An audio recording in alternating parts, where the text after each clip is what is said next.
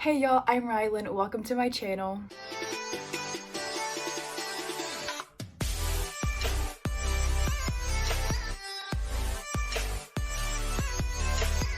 In today's video, I'm going to be doing my first ever mid-year freakout tag. Although I was technically on BookTube at this time last year, I had stopped uploading videos at that point, so I never filmed this. But now that I am back on BookTube, I've decided to take the plunge and do this tag. The mid-year freakout tag pops up on BookTube every year, and I will go ahead and link one of the original videos in my description down below. This tag consists of 15 questions that I'll be answering today. The first question is, how much have you read so far this year? I have read 137 books out of my goal of 150. A lot of people ask me how I read so much. The answer to that is, I don't know. Honestly, I don't know. I am double majoring in college. I'm always doing schoolwork. I work a part-time job, but somehow it gets done. I do believe I am a pretty quick reader. I also make sure that I schedule it into my day. I have my days planned out to a pretty tight schedule. I always have everything written out that I have to do each day, and I make sure to make reading a part of that. I schedule it into my day so it does get done. I also love audiobooks. Audiobooks help me a lot. Yeah, and I just love reading. So the second question is, what have you been reading? And my answer is a little bit of everything. I have been branching out a lot this year, a lot more than I did last year for sure. So I kind of read a little bit of everything, although my most read genres are definitely thriller and romance books. If you want to talk about what I'm currently reading, I'm currently reading Half Sick of Shadows. This is an adult fantasy retelling of King Arthur and his knights at Camelot. I'm really enjoying it. The writing is beautiful. I have lots of tabs. And this makes me want to read the original story, which I might be doing eventually. I'm also reading a few arcs at the moment, which I am really enjoying as well. The third question is, what are the best books you have read so far in 2021?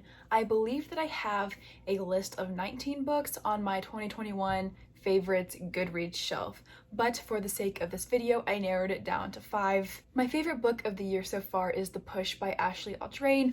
Although I do own this book physically, I'm not sure where the copy of it is. It's probably in storage somewhere, so the picture will be flashed on the screen. This book has been dubbed as a thriller, but most people do not actually find it to be one. I think it is more of a dark, suspenseful family contemporary story that just really talks about family dynamics. The Push is about this mother whose name I believe is Blythe, if I remember correctly, who gives birth to a daughter, and from the very beginning she just feels absolutely no attachment to her child. Her husband is like, come on, you've got to try harder, she's your daughter, obviously you guys love each other, but the mom is just not convinced. She feels like something is not right, and when she eventually gives birth to their second child, a son, and he does not make it very long before dying, she is convinced that her daughter played a role in that happening. The book is very dark, but very beautifully written, at least I thought it was. I flew through the book, absolutely loved it, gave it 5 stars. That was my first favorite read of the year. Second would have to be Kingdom of the Wicked by Kara Maniscalco. This is a young adult mystery, thriller, fantasy, romance story all kind of wrapped up into one about these two sisters, and when one of them dies, the other sister, Amelia, she wants to avenge her death and find out what happened, and she ends up meeting a prince of hell whose name is Wrath, and we love Wrath very much. He is one of our book boyfriends, and so a little romance begins to happen, and yeah, she wants to avenge her sister's death. The order that I'm saying these in is not in the order of my top favorite of the year. I just wrote them down in a certain order, just as I was scrolling through my Goodreads, and that's the order that I'm talking about them in. So my third favorite read is The Maidens by Alex Michaelides.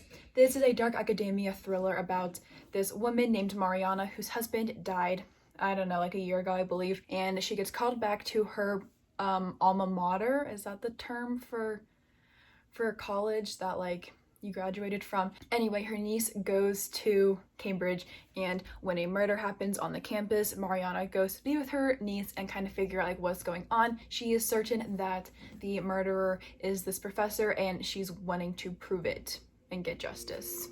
My fourth favorite book of the year is Ugly Love by Colleen Hoover. I actually read this book very recently and sobbed, tears streaming down my face, having to blow my nose every few seconds. Like, it was bad.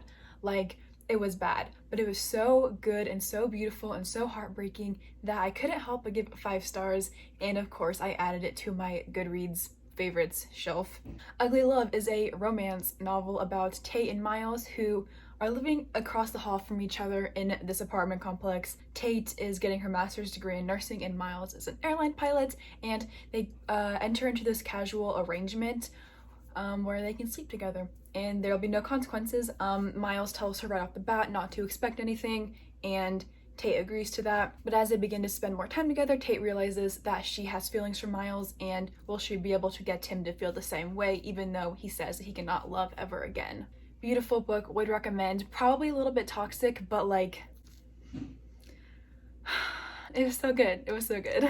And then the 5th book that I have on my short list of favorite books so far of this year is Ace of Spades. I had the opportunity to read an arc of this book before it came out, and I absolutely loved it. It is a young adult thriller that takes place at this very prestigious school, and our 2 main characters begin to like get threatening notes and like text messages from this anonymous stalker person, and they team up and want to figure out who it is. This book deals a lot with sexuality and racism and all these really great topics that need more representation in books, and I really liked it. Would recommend checking it out. The cover is beautiful, obviously, as you can see right here. Every time I see this book in Barnes & Noble, I am tempted to purchase a copy for myself, even though I have already read it, so I might do that eventually.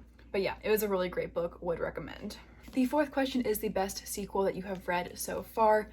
Disclaimer, I don't read a lot of fantasy, and a lot of series like are found in fantasy books, but the series that I have right in front of me is not a fantasy series, and it is my favorite sequel of the year so far, and that is You Love Me by Caroline Kepnes. This is the 3rd book in the You series, which follows a man named Joe Goldberg. He is a very intelligent man, but he likes to get infatuated with these women, and he falls in love with them like right away, and he has to like be their next partner, and he will do anything, like literally anything. So this book continues to follow Joe after he met and fell in love with the first 2 women in the first 2 books. I was not expecting to like this one as much as the first book or even the second book, because I tend to like not like lose interest, but I tend to believe that the first books like are always better. But this sequel blew me away. I rated You Love Me 5 stars, and You and Hidden Bodies only got 4 stars. So absolutely love this one. This is my favorite in the series so far, and I cannot wait to see what happens in the 4th book once it gets published, hopefully in 2022. Like, fingers crossed. Next question is new release you haven't read yet but really want to. I have 2 answers for this one. Let me grab the second book really fast. Okay, so I have 2 books sitting in front of me that are very new releases that I haven't read yet but still want to. This first book literally came out yesterday, so like, I mean, I really haven't had a chance to read it yet, but it's going on the answer for this list. So the first book on this list is Survive the Night by Riley Sager. This book is one of my most anticipated releases of the entire year. I have read all of Riley Sager's books but one, and I have loved all of them, except for Home Before Dark, but we're not going to talk about that. I didn't love it, but I didn't hate it. So I'm very excited for this one. I don't know a ton about this book because I do prefer to go into my books without knowing much about them, but I do know that this book is about this woman, this young woman, I believe she's a college student, who gets in this car because she needs a ride or something, and she believes that the person next to her might be a serial killer or something of the sort. So this seems to be like a very like isolated setting thriller where they're in a car the whole time or almost the whole time. So I'm very intrigued. I'm hoping to read this in July for one of the many readathons that I'm participating in. So we'll see if I get to this one, but I'm really hoping to because I really want to read it, so I should be able to, and I probably will. The other new release that I really want to read is One Last Stop by Casey McQuiston. This is the author of Red, White, and Royal Blue. This is an adult romance, I believe, about Jane and August, or their names, I believe. I don't know anything about this book, but yeah, and it like has time traveling elements in it, and that makes me really nervous because I don't generally like that trope in contemporary stories, but we'll see how I like this one. Everybody seems to rave about it, so I am anticipating it. So the sixth question is your most anticipated release for the second half of the year. I have two. I actually have a lot. I have a lot of books pre-ordered right now, but two that I will quickly mention. One is Kingdom of the Curse by Carrie Maniscalco. This is the sequel to Kingdom of the Wicked, and I already have 2 copies of it pre-ordered. I don't want to talk about it. I might be pre-ordering a 3rd copy, but they're a special edition, so I don't feel like bad about it. This is the sequel, like I already mentioned, to Kingdom of the Wicked. I'm not sure what's gonna happen in this next one. I have not looked at the synopsis because I would rather just dive right into it when it comes out, but I'm very much anticipating this one. It comes out in October. The second one that I am very excited for is For Your Own Good by Samantha Downing. This is a thriller. I've had it pre-ordered since I finished her first book, which is not like actually her first book, but it's the first book that I've read by her. That was He Started It. This was a very interesting thriller, and by the end of it I just sat there with like my mouth open like what the heck, but I loved it. I gave it 5 stars. It is one of my favorite reads of the year so far, so I obviously had to pre-order her new book that's coming out in July. So that is the other book that I am very much anticipating. The next question is your biggest disappointment of the year so far, and I would have to say that my biggest disappointment is Goblin by Josh Malerman. I have read both Bird Box and what is it called? The House in the House at the Bottom of the Lake or something like that. I can't believe I don't remember what it's called, but I have read 2 of Josh Malerman's other books and really loved them. So when I got approved for an arc of Goblin, I was very much looking forward to reading it. It is a horror novella story that consists of 6 novellas, like all wrapped up into one novel, and they all take place in the town of Goblin. I just didn't vibe with this story. I was mostly confused and just like bored, so I was really sad about that one. So what I believe is the 8th question is the biggest surprise so far of the year, and for me that is 2 books that I've already mentioned. Number 1 is Kingdom of the Wicked, because I don't read a lot of fantasy and don't always like it. I was not expecting to fall in love with the story, but also You Love Me was another very much surprising book, but like in the best way. The next question is new favorite author. Another repeat is Samantha Downing. I have only read 1 book by Samantha Downing. I do have her other one. If it's not in the apartment, it's in storage. But I have another book by this author that I really need to read called My Lovely Wife, and I have her new book pre-ordered. So I do believe that Samantha Downing will become an auto-buy author for me if I end up loving For Your Own Good as much as I loved this one. Also, I had Katie Robert as one of my new favorite authors. She writes smutty romance and I love them. The 10th question is, what are some underrated gems that you have discovered in 2021? I have 3 books written down for that question. 2 of them I have read, 1 of them I have not. But I saw it in Barnes & Noble and I was like, why have I never heard of this book before? So I bought it and I'll talk about it. The first book that I have on my list is Brother by Anaya Alborn. This is a horror story about this family living in West Virginia who just casually kill people, and it's a good time. They love doing it. They do it all the time. But Michael is the younger brother and he feels like what they're doing is not right, and so he really wants to escape, but he's not sure how. This book was wild. I absolutely ate it up. I was really sad at the end, but like it was really good. Would recommend. The second book that I have here is The Boy in the Red Dress. This is a YA queer mystery that takes place in New Orleans in the 1920s. So when a murder happens at the speakeasy, our main character, whose name is Millie, she wants to figure out what happened and who's behind it, because the police are after her best friend, whose name is Marion, and she wants to save his reputation. And so yeah, it's a fun murder mystery story with some great rep in it, and I've really enjoyed it. And then the third book that I have on this list here that I have not read yet is The Missing Years. This is a beautiful thriller, like what the heck. That I saw in Barnes & Noble. It was like buy one get one 50% off, so I picked it up. This book is about a girl named Elsa, if I said that right, who has inherited half of a house, and the other house was inherited by this guy who went missing. Oh, who's her father? He disappeared without a trace 27 years ago. And I believe it's like kind of like a haunted house trope vibe kind of thing, I'm hoping. So I cannot wait to read this one. It sounds so good and the cover is beautiful. The next question is, what books have you reread this year? I don't reread books very often, but I have reread a few books this year. The first one was Divergent by Veronica Roth. This is a classic YA dystopian novel about these factions, and when you turn a certain age you can choose to like officially join your faction or like switch to a different faction. Tris switches to a different faction and stuff happens. I don't know how else to explain it. Like, stuff happens. I mean, obviously it happens. But like people begin going after these people called Divergent, and it's just a huge mess, and war happens, and people are getting injected with like controlling serums, and it's a really fun time. Would recommend if you've never read the Divergent series before.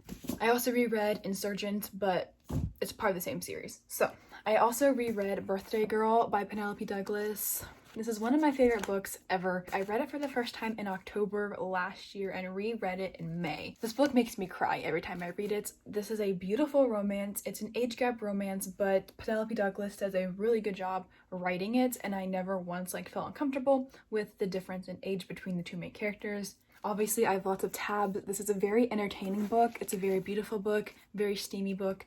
I really, really liked it. Could probably reread it for a third time, but that's not gonna happen for a while at least. The next question is books that made you cry, Birthday Girl, and Ugly Love. The 13th question is books that have made you happy. Really, all of these books make me happy. Books in general make me happy, but the two books that I wrote down that make me happy are Caraval and Act Your Age, Eve Brown. Caraval is a young adult fantasy novel, and Act Your Age, Eve Brown is contemporary romance. The 14th question is the most beautiful book that you have received or bought so far this year. That was a really hard question for me because so many of my books are beautiful. I think all of them are beautiful in some way, shape, or form, but I believe the one that I am most infatuated with right now is a book that I do not have with me, so I need to grab it really fast. Okay, so the book cover that I think is the prettiest that I have like right now, although like a lot of my books I could just stare at all day. But the one that I decided on is, sorry, the cover is hurt. It's bent now. It's fine, I'm sad. Okay, but anyway, the cover or the book that I have right here is In the Garden of Spite. I have not had a chance to read this yet. I just bought it a few weeks ago, but the cover is beautiful. Let me do that again so you can see the skulls at the bottom. Yeah, like how beautiful is that? It's a fictionalized thriller story, I believe. Okay, I'll just read this little description right here. It's an audacious novel of feminine rage and one of the most prolific female serial killers in American history and the men who drove her to do it. And I'm just like, oop, we got a good female serial killer over here. So I really want to read this in July. It is on my July TBR, so hopefully I get to it. The 15th and final question is, what are your goals for the rest of the year? I wrote down 4 answers.